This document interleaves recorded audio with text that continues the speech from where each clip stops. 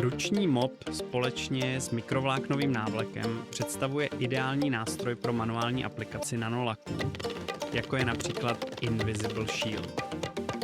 Mikrovláknový návlek drží na mopu funkci suchého zipu.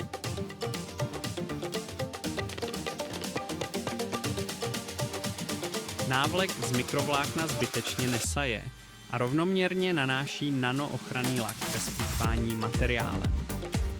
Je odolný a dlouhodobě použitelný. Lze prát v pračce. Uplatní se nejen při nanášení ochranných nanolaků, ale i při běžném úklidu.